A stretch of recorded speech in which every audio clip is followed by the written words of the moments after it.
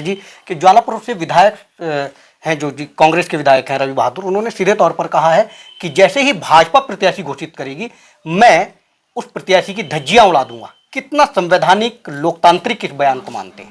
बाहुबली मान रहे हैं क्या रवि बहादुर को? बाहुबली मान मैं उनको बाहुबली नहीं मानता। जी, लेकिन उनके मुझे तो लगता है कि जो उन्होंने बयान दिया है उससे साफ तौर पर वो अपने आप को एक मजबूत प्रत्याशी के तौर पर स्थापित करने की बात कर रहे हैं या खुद को मजबूत बताने के प्रयास नहीं होता, तो क्या वो विधानसभा में काम नहीं कर पा रहे हैं? आप देख लीजिए पिछले जितने भी नलकूप भारत में लगे हैं वो बीजेपी सरकार ने लगा रखे हैं। ये योजना बीजेपी उससे पहले कांग्रेस सरकार नलकूप नहीं लगा। इसे आप सड़क अच्छा कहोगे, बढ़िया सड़क बनाना कहोगे? गढ़मीरपुर पंचपुरी जहां बैठे हैं करके ही तो नंबर आएगा ना सबका, एक एक करके। 4 साल तक आप सो रहे थे, एक एक करके नंबर आएगा। आप बहुत सारी सड़कें उनके द्वारा आप उनकी पैरवी कर रहे हैं। नहीं, मैं पैरवी नहीं कर रहा हूं, उनके कराए गए कामों की बात कर रहा हूं। आप एक काम की ज्वालापुर विधानसभा की राजनीति में एक बार फिर सरगर्मियां तेज हो गई हैं। ज्वालापुर विधायक रवि बहादुर द्वारा दिए गए बयान की धज्जियां उड़ा दूंगा, मेरा कोई प्रतिद्वंदी नहीं है और मेरे बराबर कोई पढ़ा लिखा नहीं है, इस बयान ने फिर से ज्वालापुर विधानसभा की राजनीतिक गलियारों में चर्चा का विषय बना दिया है। नमस्कार, मैं हूं अमित नंद और आप देख रहे हैं समाचार 29 इंडिया का डिजिटल प्लेटफॉर्म। इस पूरे मुद्दे पर बातचीत करने के लिए हमारे साथ मौजूद हैं भाजपा नेता मास्टर दलीप जी। बहुत बहुत स्वागत है मास्टर जी आपका। Thank you sir. और मैं भारत की समस्त जनता से नव वर्ष की शुभकामनाएं देता हूं कि ईश्वर आपको इस नव वर्ष की बेला पर आप सदैव खुश रहे, प्रसन्न रहे। बहुत सारे नव वर्ष की शुभकामनाएं। ज्वालापुर विधायक द्वारा दिए गए इन 3 बिंदुओं के बयान को किस तरह वो देखते हैं, शुरू करते हैं। देखा, सबसे पहले तो इसी पर हम बातचीत करेंगे मास्टर जी कि ज्वालापुर से विधायक हैं जो जी कांग्रेस के विधायक हैं रवि बहादुर, उन्होंने सीधे तौर पर कहा है कि जैसे ही भाजपा प्रत्याशी घोषित करेगी मैं उस प्रत्याशी की धज्जियां उड़ा दूंगा। कितना संवैधानिक लोकतांत्रिक इस बयान को मानते हैं? देखिए, मैं बताना चाहूँगा समस्त क्षेत्रवासियों को कि एक प्रतिनिधि के रहते हुए आपके मुंह से इस तरह की बातें शोभा नहीं देती। ये असंवैधानिक शब्द है जो उन्होंने रवि बहादुर जी ने, जो विधायक है, उन्होंने प्रयोग किए हैं। समझना चाहिए बोलने से पहले कि आप बोल क्या रहे हैं। धज्जियां उड़ा दूंगा, ये वो ऐसे वर्ड है जिनसे ये साबित होता है कि उनकी क्वालिफिकेशन क्या है। उन्होंने अपने वीडियो में कहा भी है कि जितने भी प्रतिनिधि है 13-14, उनकी सबकी शिक्षा मिलाकर भी मेरी आधी कितने नहीं है। तो आपके इस वर्ड से जो धज्जियां उड़ा दूंगा, ये स्पष्ट होता है कि आप कितने पढ़े लिखे हैं। और मैं मानता हूं कि आप क्वालिफिकेशन के मामले में अगर आप इस तरह के स्टेटमेंट जारी करोगे तो आप शून्य हैं। एजुकेशन के मामले में आप शिक्षित व्यक्ति नहीं है। क्या आशय क्या मानते हैं इस बयान के पीछे, धज्जियां उड़ाने के पीछे उनका उद्देश्य क्या हो सकता है? ये इसको आप घमंड कह सकते हैं, अहंकार कह सकते हैं कि आप राजनीति के आप विधायक जो सत्ता पर बैठ गए उसका आपके अंदर एक घमंड हो गया, अहंकार हो गया, जिसके अवैज में आकर आप इस तरह के स्टेटमेंट दे रहे हैं कि धज्जियां उड़ा दूंगा, ये कर दूंगा, वो कर दूंगा। अच्छे अच्छे बाहुबली आए हैं यहाँ और धराशायी होकर चले गए।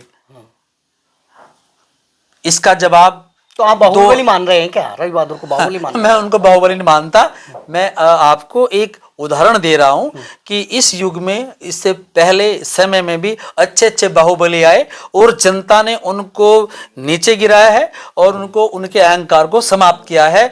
ये सवाल जो धज्जियां उड़ा दूंगा, ये आने वाली विधानसभा का चुनाव 2027 का हमारी प्यारी जनता उनको हराकर इस विधानसभा से बाहर भेजेगी, तब उनका अहंकार समाप्त होगा। बाहर भेजेंगे, लेकिन उनके मुझे तो लगता है कि जो उन्होंने बयान दिया है उससे साफ तौर पर वो अपने आप को एक मजबूत प्रत्याशी के तौर पर स्थापित करने की बात कर रहे हैं या खुद को मजबूत बताने के प्रयास कर रहे हैं। मजबूत बताना नहीं होता। मजबूत काम अगर आप विधानसभा में करोगे तो आप स्वयं ही मजबूत कहलाओगे और बन भी जाओगे। खुद के कहने से कोई मजबूत नहीं होता। तो क्या वो विधानसभा में काम नहीं कर पा रहे हैं? आप देख लीजिए पिछले 4 सालों से, सर मैं आप बताना चाहूंगा, पिछले 4 सालों से अगर उन्होंने पूरी विधानसभा में एक महाविद्यालय बनाया हो, एक चिकित्सालय बनाया हो, खेल का मैदान कहीं एक भी बनाया हो, या उन्होंने कोई लैब बनाई हो, या उन्होंने छोटी फैक्ट्री औद्योगिक इकाई के रूप में कुछ फैक्ट्री लगाई हो ताकि बच्चों को, पढ़े लिखों को रोजगार मिल सके, एक काम बता दीजिए। सीधा मोटिव तो बिजली, पानी और सड़कों को लेकर रहता है और उन्हीं बिंदुओं पर वो काम कर रहे हैं, क्योंकि कोई भी प्रत्याशी हो, कोई भी विधायक हो, सबका एक मोटिव होता है मुझको हंसी आती है उन पर कि एक विधायक के मुंह से ये 3 शब्द, अपने उनकी वीडियो देखी थी मैंने, उसमें बोल रहे हैं कि बिजली पानी और सड़क की मेरी लड़ाई है। अरे भाई, बिजली आपके विभाग में, आपके क्षेत्र में आती नहीं, ये तो भारत सरकार की एक योजना है। जो बिजली, जो भी वो विधायक जहाँ नहीं थे। बिजली की समस्या होंगे विधायक प्रस्तावित तो कर सकता है ना उन चीजों को। सर, जब वो अधिकार विधायक है, संवैधानिक अधिकार है उनको। जब वो विधायक नहीं थे तब भी बिजली प्रॉपर आ रही थी, अब भी बिजली ऐसी की ऐसी आ रही है। रही बात उन्होंने कही पानी की, तो पानी के जितने भी नलकूप भारत में लगे हैं वो बीजेपी सरकार ने लगा रखे हैं। ये योजना उससे बीजेपी पहले कांग्रेस सरकार नलकूप नहीं लगाती थी। है थे, लेकिन इतने नहीं थे। लेकिन अब प्रत्येक गांव में आप देख भी रहे होंगे, आप जा रहे होंगे, प्रत्येक गांव में आज बड़ी टंकी लग चुकी है ताकि घर घर पानी पहुंचे, घर घर पानी पहुंचे। तो आप पानी का आपके साथ कोई संबंध रहा नहीं, बिजली का आपके साथ संबंध नहीं रहा। सड़क, 3 मुद्दे कह रहे हैं ना कि मैं 3 मुद्दों पे काम करता हूं, बिजली, सड़क, पानी। अरे भाई, बिजली, सड़क और पानी 2 मुद्दे तो आपकी लाइन से हट गए। सड़क आप देख रहे होंगे, डालू वाला खुर्द पड़ता है, वहां के प्रधान और प्रतिनिधि व्यक्तियों ने वहां वीडियो बनाई है और उस रपटे का हाल बताया है कि इस रपटे में कितना माल लगा है और वो साथ साथ उखड़ गया है। और जितने विधानसभा में सड़कों का खस्ता हाल है, ये बात किसी से छुपी नहीं, सब जानते हैं। अभी आप ये बिजली पावर हाउस से जो सुमन नगर को जोड़ता हुआ गढ़मीरपुर को जोड़ता है, इधर हमारे पूरी विधानसभा में निकल जाता है। पावर हाउस से लेके जो ये अपना सलेमपुर के पास दादूबास, गोविंदपुर दादूबास की जो सड़क आ रही है, उस सड़क में नहर के टच में इतने बड़े बड़े खड्डे हैं कि व्यक्ति कभी भी गिर के उन खड्डों में गाड़ी सहित मर सकता है। इसे आप सड़क अच्छा कहोगे, बढ़िया सड़क बनाना कहोगे? गढ़मीरपुर, पंचपुरी जहां बैठे हैं, करके ही तो नंबर आएगा ना सबका, एक एक करके। 4 साल तक आप सो रहे थे, एक एक करके नंबर आएगा। आप बहुत सारी सड़कें उनके द्वारा आप उनकी पैरवी कर रहे हैं। नहीं, मैं पैरवी नहीं कर रहा हूँ, उनके कराए गए कामों की बात कर रहा हूँ। आप एक काम गिनवाइए ना सर। अभी तो हमारी बात शुरू हुई है, तो मैं बता रहा हूँ 4 साल में वहां 10 गाड़ियां नहर में गिरी है, घटनाएं घटी है। क्या आपको 4 साल में वो सड़क याद नहीं आई? जहां बैठे है ना, ये पंचपुरी है, यहाँ 20,000 वोट है, यहाँ से विधायक का जीत हार निश्चित होती है, यहाँ तय होता है। पंचपुरी को एक जो हाईवे जोड़ता है ना, ये सड़क जिस पे आप चल के आए हैं, आपने खुद देखा होगा, टूटी फूटी पड़ी है। 4 साल इस सड़क की याद नहीं आई। तो कौन सड़क का निर्माण करते हैं आप कह रहे सड़क का, पानी का, बिजली का, ये मैं खेल खेल रहा हूं, कुछ भी तो नहीं है आप। और पूरी विधानसभा को क्या इन 3 चीजों की आवश्यकता है? इसमें शिक्षा की आवश्यकता नहीं है, चिकित्सा की आवश्यकता नहीं है, खेलने के मैदान की आवश्यकता नहीं है, कोई बाल गृह बनाया है आपने, कोई छोटी फैक्ट्री लगाई है, औद्योगिक इकाई लगाई है ताकि पढ़े लिखे बच्चों को रोजगार मिल सके, आपने कोई इस तरह के ऐसे योजनाएं लाए हैं आप?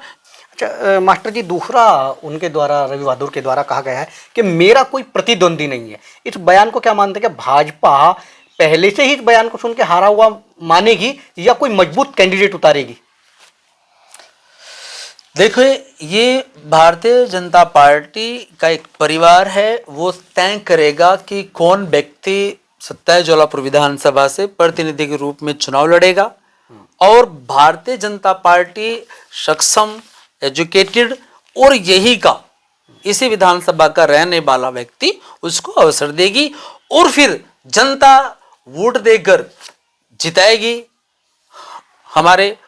हमें जिताएगी, भारतीय जनता पार्टी के जो कार्यकर्ताओं को, सैनिकों को, उसे जिताएगी। और जो रवि बहादुर जैसे व्यक्ति है जो असंवैधानिक शब्दों का प्रयोग करते हैं और जो योजनाएं पूरे 4-5 साल पूरी विधानसभा में नहीं लाए, उनको हराकर यहां से भगाने का काम करेगी। भगाने से पीछे क्या मतलब है? भगाने से पीछे का मतलब क्या है कि जनता 4 साल हो गए, सब कुछ समझती है कि इन 4 सालों में ना तो चिकित्सा पे काम हुआ, ना शिक्षा पे काम हुआ, ना जो है फैक्ट्री लगाई गई, ना ही कोई अन्य योजनाएं लाई गई और न ही लोगों का कोई लाभ मिला। तो जाहिर सी बात है, जनता सब समझती है और उसका जवाब आने वाले चुनाव में मिलने वाला है। साफ तौर पर वो कह रहे थे कि मेरे बराबर कोई पढ़ा लिखा भी नहीं है, सबकी एजुकेशन मिलाकर जितने भी दावेदारी कर रहे हैं उनके आधे के बराबर भी नहीं हो पाएगी। इसका जवाब किसी रोज आप विधायक जी 1 टू 1 बैठेगा, आपको पता चलेगा। चुनौती दे रहे हैं आप सीधे तौर पे कि आपको पता चलेगा कि कौन व्यक्ति कितना क्वालिफाइड है और किसकी एजुकेशन कितनी है। ये वीडियो पर बनाया आपने, फेसबुक पर बोल दिया कुछ भी, उट पटांग शब्दों का प्रयोग कर दिया कि कोई भी व्यक्ति मेरे आसपास भी नहीं है। अरे क्या क्वालिफिकेशन है आपकी? मैं जीरो क्वालिफिकेशन मानता हूँ आपकी। आपके इंजीनियर पास की डिग्री कुछ नहीं है, आपके पास अगर इंजीनियर की डिग्री कुछ नहीं है मास्टर। अगर आपके पास अच्छे शब्द नहीं है बोलने के लिए, आपके शब्दों में अहंकार स्पष्ट दिखाई देता हो, जनता या को education सुनो बताने में भाई, अहंकार कहाँ है? पत्रकार साहब पहले पूरी बात सुनिए। आप बात काटते रहते हैं। अगर आप जनता को सही शब्दों से बात नहीं कर सकते, आपकी बातों से घमंड दिखाई देता हो, असंवैधानिक शब्दों का आप प्रयोग कर रहे हो, तो आपकी शिक्षा जीरो है। नहीं, अगर एजुकेशन की बात की जा रही है तो इसमें घमंड और जीरो का कहाँ बात? बोलने का तरीका होता है, आपका व्यवहार या आपकी योग्यता साबित करता है कि आप कितने सक्षम है, कितने पढ़े लिखे, कितने शिक्षित व्यक्ति है।